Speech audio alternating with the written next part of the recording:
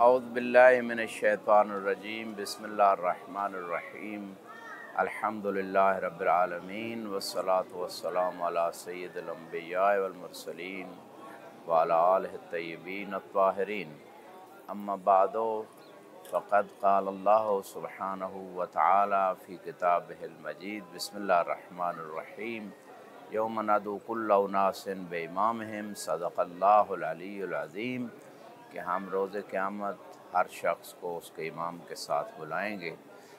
नाज़रीन मोहतरम, हम चाहते हैं कि कुरान की कुछ आयात से तबरुकन व तयम्मुनन इस्तिफ़ादा किया जाए और कुछ आयात ज़िक्र की जाएँ जिनका तल्लुक़ इमाम ज़माना अलैहिस्सलाम से है।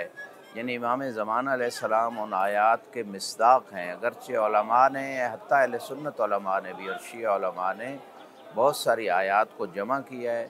तकरीबन 72 से भी ज़्यादा आयात बाज़ उलमा ने जमा की हैं, लेकिन मैं यहाँ पे इख्तिसार के साथ चंद एक आयात आपकी खिदमत में पेश करूँगा जो रिवायात अहले बैत बता रही हैं कि ये आयात इमाम ज़माना अलैहिस्सलाम इन आयात का मिस्दाक़ है, या उनकी शान में आई हैं, या उनके ज़हूर से रिलेटेड हैं, या उनके असहाब से मुतल्लिक़ हैं।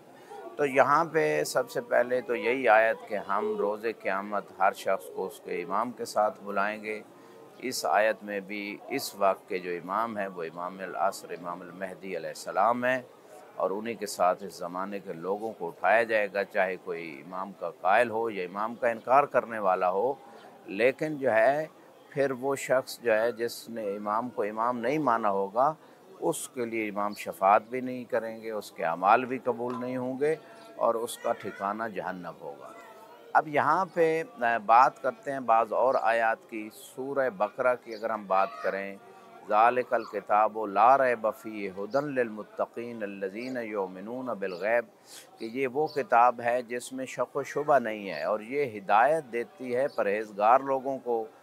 वो लोग परहेज़गार हैं जो गैब पर ईमान रखते हैं।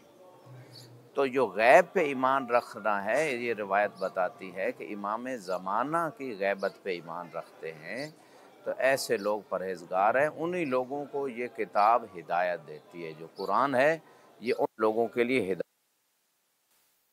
युकीमून सलात, और दूसरी उनकी सिफत परहेज़गार लोगों की ये है गैब पे ईमान लाने के साथ हर गैब जो भी है उस पर भी ईमान ले आए इंसान।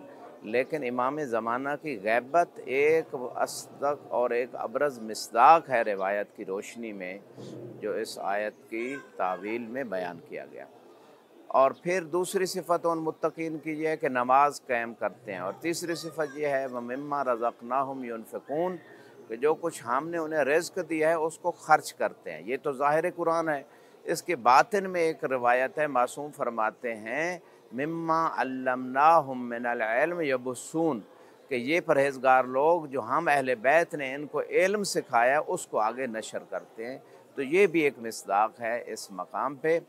और ये दूसरी आयत आपकी खिदमत में पेश की। इसी तरह तीसरी आयत जो है व नुरीदु अन नमुन्ना अलल्लज़ीना इस्तुज़इफ़ू फ़िल अर्ज़ व नजअलहुम आइम्मतन व नजअलहुमुल वारिसीन। अल्लाह इरशाद फरमा रहे हैं कि हमारा इरादा है कि उनके ऊपर एहसान करें जिन्हें ज़मीन में कमज़ोर करार दे दिया गया। हम उन्हें इमाम बनाना चाहते हैं और हम उन्हें वारिस बनाना चाहते हैं।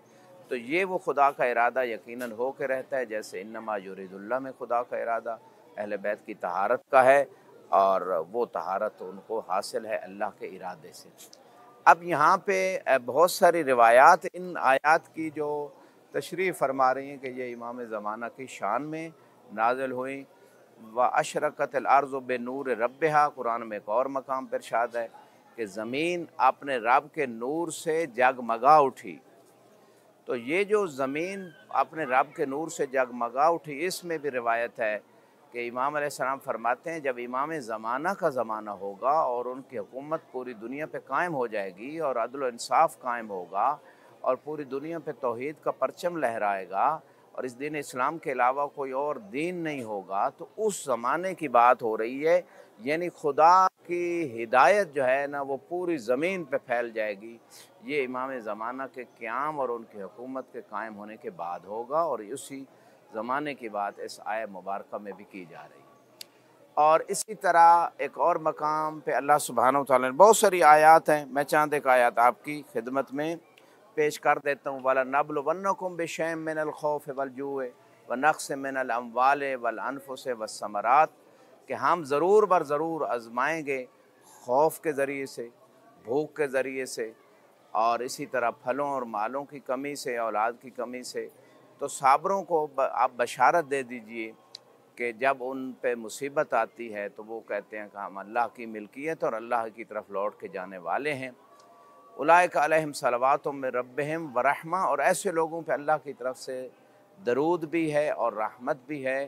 واولئک هم المہتدون، یہی ہدایت یافتہ لوگ ہیں۔ تو یہ آیت بھی امام زمانہ علیہ السلام کے اصحاب کے بارے میں بھی، یعنی بہت سارے مصادیق ہیں، ان میں امام زمانہ علیہ السلام کے اصحاب کا بھی روایت بتا رہی کہ ان کی شان کے بارے میں یہ آیت آئی ہے۔ وَلَقَدْ كَتَبْنَا فِي الزُّبُورِ مِن بَعْدِ ذِكْرِ أَنَّ الْأَرْضَ يَرِثُهَا عِبَادِيَ الصَّالِحُونَ، کہ ہم نے زبور میں ذکر کے بعد اس بات کو لکھ دیا کہ ہماری زمین کے جو وارث ہیں وہ میرے صالح بندے ہوں گے۔ تو اس حوالے سے بھی امام فرماتے ہیں کہ یہ جو صالح بندے زمین کے وارث بنیں گے وہ قائم کے اصحاب ہیں، وہ 313 اصحاب ہیں کہ جو پوری دنیا پہ ایز اے گورنر بن کے جائیں گے۔ امام علیہ السلام کے یہ وہ 313 صحاب ہیں کہ جن کو امام جو ہے مختلف ملکوں میں گورنر بنا کے بھیجیں گے، اور یہ خاص لوگ ہوں گے، امام کے خاص اصحاب ہیں کہ جن کو اللہ نے خاص قسم کا تقوی، خاص قسم کا علم عطا کیا ہے، اور بہت سارے صفات اور روایات اصحاب قائم علیہ السلام کے حوالے سے موجود ہیں اگر ہم ان پہ نگاہ کریں۔ تو اسی طرح وعد اللہ الذین آمنوا منکم وعاملوا الصالحات لَيَسْتَخْلِفَنَّهُمْ فِي الْأَرْضِ، کہ اللہ تعالیٰ نے وعد کیا، آپ میں سے وعدہ دیا ہے کہ جو لوگ ایمان لے آئے اور نیک عمل کیے تو انہیں زمین میں خلیفہ بنائے گا۔ تو یہ اس آیت کے ضمن میں معصوم فرماتے ہیں کہ یہاں امام زمانہ علیہ السلام جو ہے نا وہ مراد ہیں، اور بلکہ بعض روایات میں ہے کہ 12 ائمہ جو ہیں وہ ان کی رجعت ہوگی، اور ہر امام جو ہے نا حکومت کرے گا، جیسے آدم کو پہلا خلیفہ بنایا، انی جاعل فی الارض خلیفہ، کہ میں زمین میں خلیفہ بنانے والا ہوں۔ اسی طرح 12 ائمہ جو خلفاء اللہ بھی ہیں، جو خلفاء رسول اللہ بھی ہیں، تو یہ 12 ائمہ بھی زمین میں ایک کے بعد دوسرا حکومت کرے گا، اور پوری دنیا پہ عدل و انصاف کا جو ہے نا بول بالا ہوگا۔ اس کے بعد بہت ساری کتابیں جو ہیں اگر ہم روایات کی روشنی میں دیکھیں، یا ایھا الذین آمنوا اصبروا وصابروا ورابطوا، اس آیت کے حوالے سے بھی یہی حکم ہے کہ ایمان والو صبر کرو، صبر دلاؤ اور رابطے میں رہو۔ تو مرابطے سے مراد امام زمانہ کی نصرت کرو۔